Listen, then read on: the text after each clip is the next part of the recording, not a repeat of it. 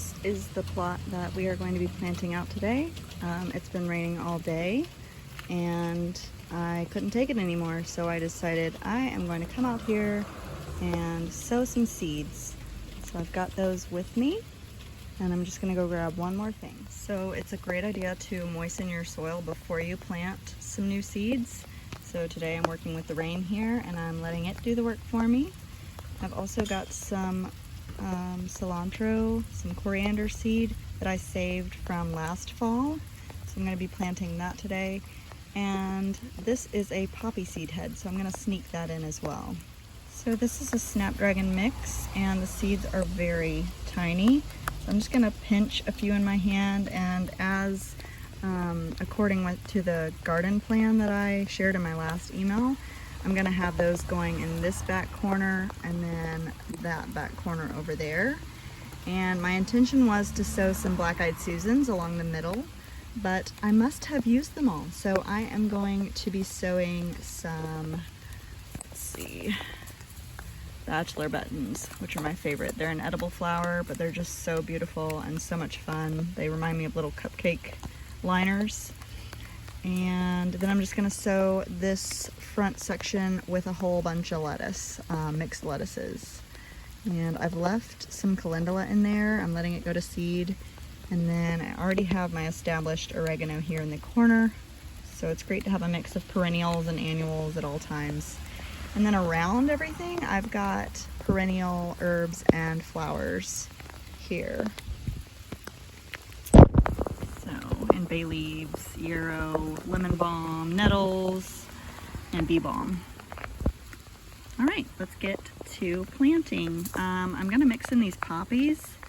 So to do that, I'm just gonna bust open the seed pod. And the seeds are so tiny. Let's see if I can show you with one hand filming and one hand on seed pod. They are the little black poppy seeds. You've seen them on bagels before. Yeah, they're super tiny. So I'm just gonna sprinkle them on the soil. It's so easy. Some seeds require light, some seeds require darkness.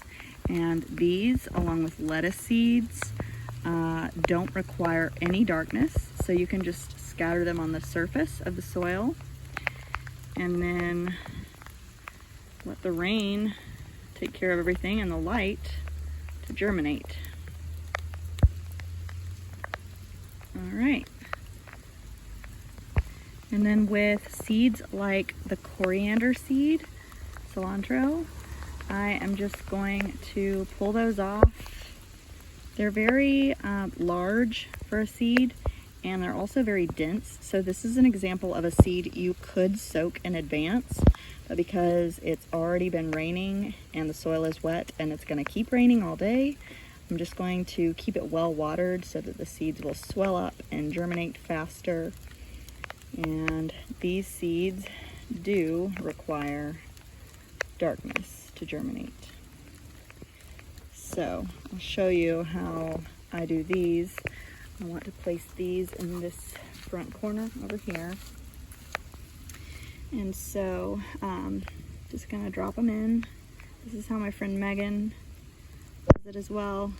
She has a nice sound effect that she gives it, and she drops her seeds in, and then you just take your finger and you go boop, boop, boop, boop, boop, boop, boop. Pretty simple. Straightforward, right? Kids would love to join you on this. So if you've got a kid at home who's doing school at home, this is a great way to get them involved and break up screen time. Just sprinkled some of the snapdragon seeds in, and they do like some darkness, but they're so tiny. I'm just gonna finger rake my garden bed, rake the soil, and just gently cover those seeds. This is what bachelor button seeds look like. Aren't they cute? I love the lavender color and the little badminton shape of them. But these do need darkness to germinate as well. And so I'm going to boop them in. or just finger rake them since I have so many. I'm just gonna sprinkle them in back there. And I like to plant these out really densely, just in case like some don't survive. We'll have an increased germination rate and lots of color back here. Easy as that. For the lettuce seeds, this is what they look like, and they require light to germinate. So this is like one of the easiest things to grow and start from seed. You just gently sprinkle on the surface and keep the seeds watered. And I love baby greens, and they're ready in like 30 days. And you just keep pulling from those, and it's a continual harvest. And since I probably have a little bit more room here in the middle, I'm just gonna sneak in some little bush peas. These are frost tolerant. I love these because you can harvest the pea shoot while you're waiting for the pea to come along.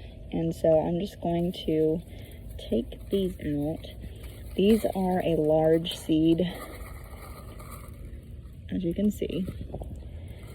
And so anything that is really dense like this, you could soak in advance. I don't. I just like to keep my garden well watered when the seeds are just planted. But if it's something like okra and I'm crunched for time at the end of summer and I just want a last minute harvest, then I might soak them the day before I plant them out.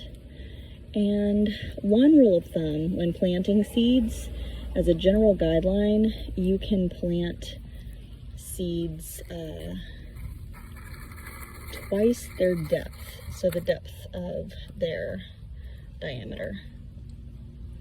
So just drop it in there. You can read the seed packet if you're not sure, but generally that gives it enough space to emerge and come up from the soil and grow. So that is the green arrow shelling pea.